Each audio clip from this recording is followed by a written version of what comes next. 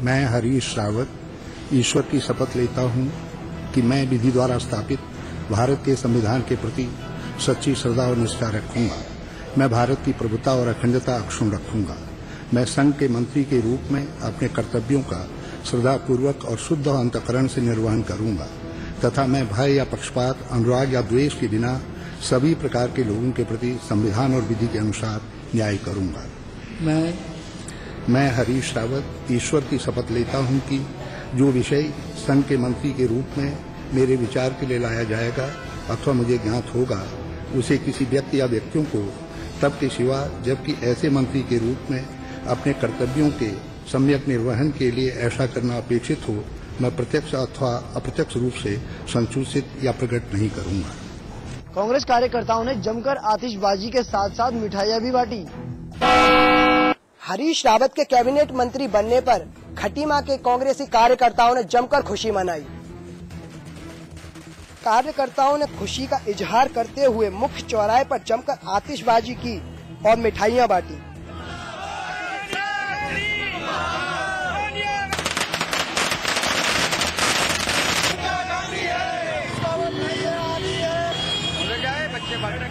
कांग्रेसी कार्यकर्ताओं ने हरीश रावत को प्रमोशन देने पर केंद्र सरकार का शुक्रिया अदा किया है। बीजेपी के पूर्व राष्ट्रीय अध्यक्ष राजनाथ सिंह ने कहा कि केंद्रीय मंत्रिमंडल में फेरबदल जनता को गुमराह करने की एक कोशिश है। राजनाथ हरिद्वार में एक धार्मिक कार्यक्रम में शिरकत करने आए थे। उन्होंने कहा कि आगामी लोकसभा चुनाव को ध्यान में रखते हुए ये फेरबदल किया गया है। हालांकि इससे यूपीए सरकार को कोई फायदा होने वाला नहीं है।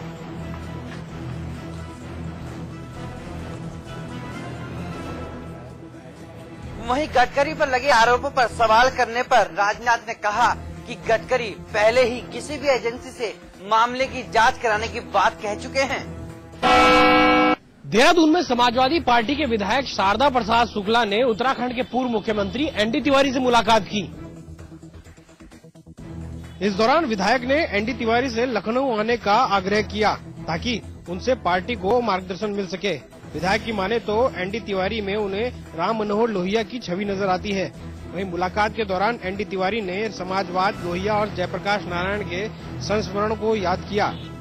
हाल के दिनों में समाजवादी पार्टी के विधायकों का एनडी तिवारी से लगातार मुलाकात करने में होड़ लगी हुई है।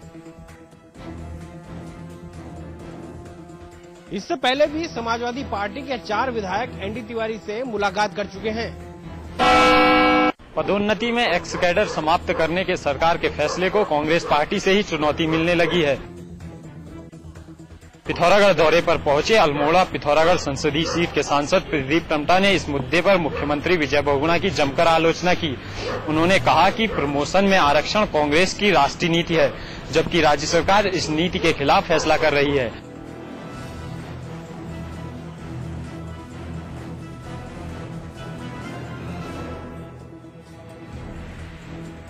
अनुसूचित जाति और जनजाति को प्रमोशन में पदोन्नति में आरक्षण देने के लिए कटिबद्ध है। ये हमारी कांग्रेस पार्टी की राष्ट्रीय नीति है। ये सोनिया गांधी जी ने हमसे कहा है। देश के संसद में भी संवैधानिक संशोधन का बिल आ चुका है। प्रदीप टम्टा ने उत्तराखंड में जल्द ही प्रमोशन में आरक्षण देने की मांग की। बरेली में आज सुबह एक बड़ा हादसा होते होते बच गया। दिल्ली से बरेली आ रही रोडवेज की बस बेकाबू होकर बरेली सिटी स्टेशन के पास पलट गई।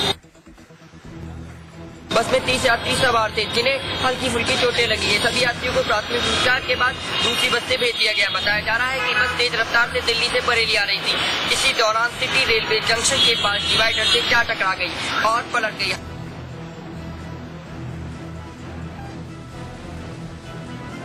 दिल्ली से लखनऊ जा रही थी तो करीब सुबह 5:30 बजे यहाँ पर संतुलित होकर गिर गए। करीब हल्की फुल्की चोट खाई है उसको और उस सबको जो है अन्य रोडवेज बस में बिठाकर आगे भेज दिया गया। हादसे में बस पूरी तरह से क्षतिग्रस्त हो गई, जिसे क्रेन से उठाकर बीच रोड से हटाया गया। हापुड़ में क्रिकेट मैच के दौरान हार जीत को लेकर बच्चों में झगड़ा हो गया। यह बात बच्चों ने अपने घर वालों को बताई तो बच्चों की बात पर बड़ों में झगड़ा शुरू हो गया और यह झगड़ा इतना बढ़ गया कि दोनों तरफ से लाठी डंडे व हवाई फायरिंग हुई। थाना बाबूगढ़ क्षेत्र के गांव भमेड़ा में बच्चे क्रिकेट खेल रहे थे। तभी हार जीत को लेकर इनमें कुछ झगड़ा हुआ और यह बात बच्चों ने अपने घर वालों को बताई। तभी घर वाले तैश में आकर एक दूसरे पे टूट पड़े और लाठी डंडा लेकर के पथराव किया गया। इस संघर्ष में करीब आधा दर्जन लोग घायल हुए हैं, जिन्हें उपचार के लिए अस्पताल में भर्ती कराया गया है।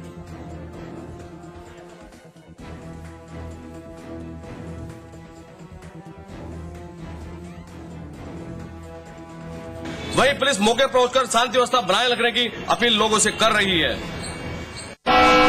गोरखपुर के तिवारीपुर इलाके में पुलिस और आबकारी विभाग की टीम ने अवैध धंधा कर रहे कच्ची के कारोबारियों के वहां छापेमारी की।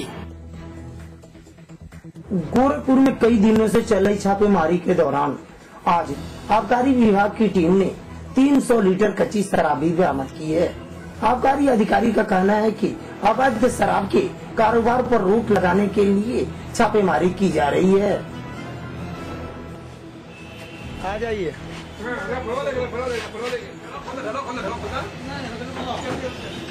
इससे पहले भी गोरखपुर में कई बार छापेमारी कर भारी मात्रा में शराब को बरामद किया गया है। पुलिस प्रताड़ना से तंग आकर एक शख्स ने जहर खाकर खुदकुशी करने की कोशिश की। शख्स को जिला अस्पताल में भर्ती करा दिया गया है, जहां उसकी हालत गंभीर बनी हुई है। वहीं शख्स के परिजनों ने पुलिस के खिलाफ नाराजगी जताते हुए एसपी कार्यालय के बाहर जमकर हंगामा किया। किसी तरह परिजनों को सुझा बुझाकर वापस भेज दिया गया। आपको बता दें कि 18 अक्टूबर को अमरोहा जिले के थाना देहात इलाके में प्रथम बैंक में लुटेरों ने दिन दहाड़े लूट के वारदात को अंजाम दिया था। बदमाशों ने जब बैंक के गार्ड नवनीत को निशाने पर लिया तो गार्ड नवनीत ने बिना विरोध किए अपनी बंदूक बदमाशों को दे दी थी। पुलिस को बैंक के गार्ड नवनीत पर शक हुआ, जिसके बाद लगातार नवनीत से पूछताछ की जा रही थी।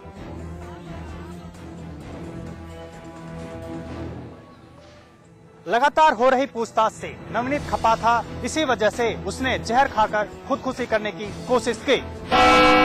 उत्तर प्रदेश सरकार जहां लड़कियों को बढ़ावा देने के लिए अनेक कार्य कर रही है, वहीं आज भी घरों में लड़कियों को बोझ माना जाता है। ऐसा ही एक मामला देखने को मिला है बुलंदशहर में। बुलंदशहर के गिजोरी में पढ़ाई का काम करने वाले सुनील के परिवार का पेट उसकी दिहाड़ी की कमाई से मुश्किलों में भरता था, लेकिन बेटों की चाह में उसके घर में 3 बेटियां पैदा हो गयी और जब उसके घर चौथी बेटी पैदा हुई तो बेटी के जन्म के 3 घंटे बाद ही उसने जिंदगी से हार मान ली। सुनील पर गांव के सूदखोर व साहूकारों का भी 50-50 हजार रुपए कर्ज था। उसे केंद्र और राज्य सरकार की योजनाओं का कोई भी फायदा नहीं मिल रहा था। गरीबी और बेटियों के बोझ से तंग आकर उसने मौत को गले लगा लिया।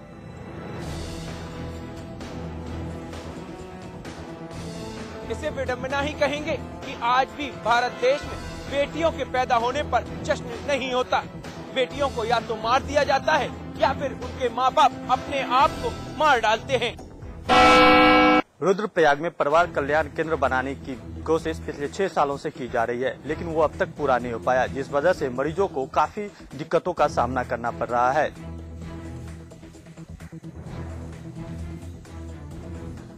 खंडहर में तब्दील हो चुके इस आधे अधूरे भवन को गौर से देखिए।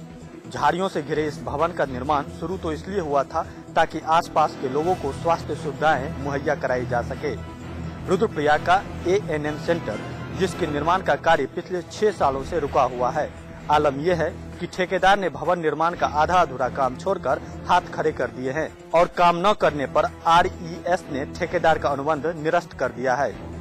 ANM सेंटर का निर्माण न होने से बच्चों का टीकाकरण, महिलाओं और बच्चों का प्राथमिक स्वास्थ्य उपचार, गर्भवती महिलाओं की जांच, परिवार नियोजन समेत अन्य स्वास्थ्य सुविधाओं के लिए ग्रामीणों को मीलों दूर जाना पड़ रहा है।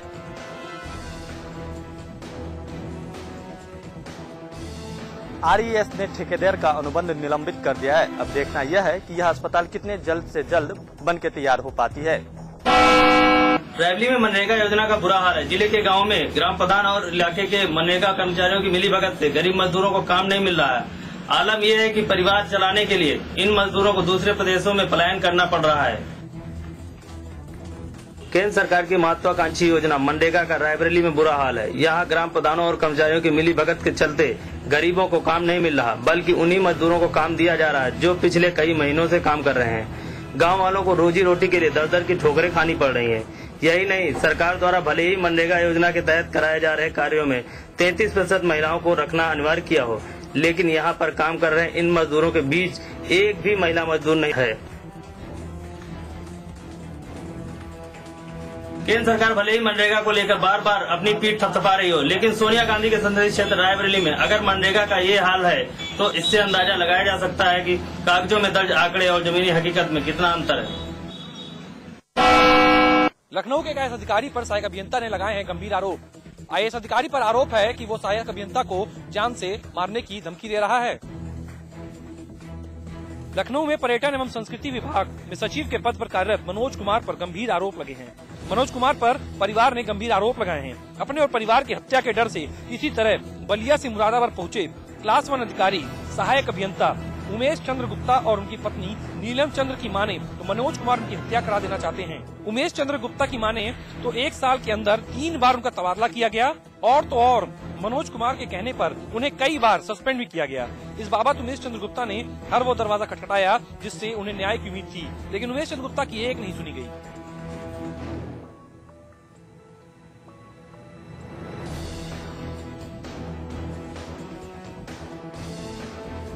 सूबे के नेता इस मामले की जांच की बात कर रहे हैं, लेकिन मामला कितना गंभीर है वो जांच के बाद ही पता चलेगा। फिरोजाबाद के टुंडला थाने के मोहम्मदाबाद गांव का एक परिवार खौफ और दहशत के साए में जीने को मजबूर है। दरअसल नंदकिशोर के 18 वर्षीय विकलांग बेटे धर्मेंद्र की गांव के ही कुछ लोगों ने 1 महीने पहले हत्या कर दी थी। शराब पिलाकर उसकी हत्या करने के बाद हत्यारों ने धर्मेंद्र का शव खेत में गाड़ दिया था। पुलिस ने परिजनों की लिखित शिकायत पर 4 दिन बाद गांव के एक युवक को गिरफ्तार कर उसकी निशानदेही पर मृतक का शव बरामद कर हत्यारों को जेल भेज दिया था। लेकिन हत्या का मुख्य आरोपी गिराज यादव अब तक पुलिस की हिरासत में नहीं आ सका। गिराज यादव पीड़ित परिवार को जान से मारने की धमकी भी देने लगा। पुलिस को जब इसकी सूचना मिली तो सुरक्षा के लिए कांस्टेबल को तैनात कर दिया गया, लेकिन 1 महीने के बाद भी मुख्य आरोपी को नहीं पकड़ा जा सका है। आगरा में वाहन चोरी के मामले लगातार बढ़ते जा रहे हैं। वाहन चोरों पर लगाम लगाने के लिए पुलिस ने कई टीमें बनाकर सिकंदरा थाना क्षेत्र में छापेमारी की। इस दौरान 35 लोगों को संदेह के आधार पर हिरासत में लिया गया है। पकड़े गए आरोपी मध्य प्रदेश के गुना और भोपाल के रहने वाले हैं।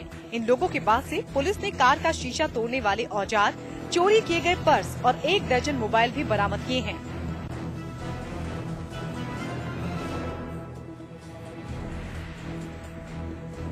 पुलिस ने आरोपियों के पास से हजारों रुपए के नकली नोट भी बरामद किए हैं।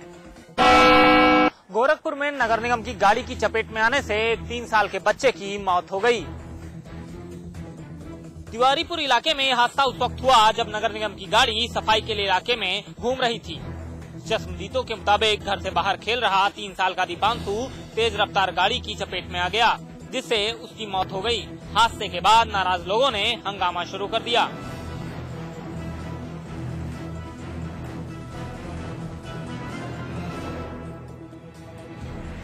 मौके पर पहुंचकर एसपी सिटी ने हंगामा कर रहे लोगों को शांत किया और पुलिस आरोपी ड्राइवर की तलाश में जुट गई। मेरठ में पुलिस ने एक ऐसे शख्स को गिरफ्तार किया है जो पुलिस की वर्दी पहनकर लोगों के साथ लूट, ठगी और उगाही किया करता था।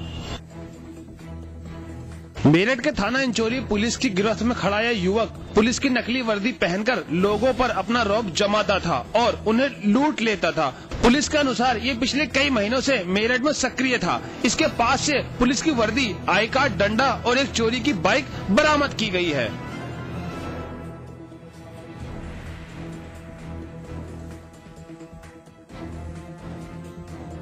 प्रशांत कुमार नाम के इस युवक का बचपन से ही सपना था कि वो पुलिस वाला बने, लेकिन जब वह असली पुलिस वाला नहीं बन सका तो बन गया नकली पुलिस वाला। राजधानी देहरादून में पहले भी लोन दिलाने के नाम पर ठगी के कई मामले सामने आए हैं। एक ताजा तरीन मामले में देहरादून के नया गांव में एक फाइनेंस कंपनी के द्वारा एक युवती को ठगने का बड़ा मामला सामने आया है। पुलिस ने बताया है कि VCN finance private limited company के नाम पर लोन दिलाने का झांसा देकर ठगी कर ली गई है। इस मामले का खुलासा उस वक्त हुआ जब एक शख्स ने 5 लाख का चेक लेकर नया गांव निवासी अनीता के घर पहुंचा और चेक के बदले 16,000 रुपए कमीशन के मांगे तो उन्हें शक होने पर कंपनी के एमडी से बात की, जिसने अपना एजेंट होने से मना कर दिया, जिसके बाद इसकी सूचना पुलिस को दी गई। पुलिस का कहना है कि ये शख्स नकली चेक और मोहरों के नाम पर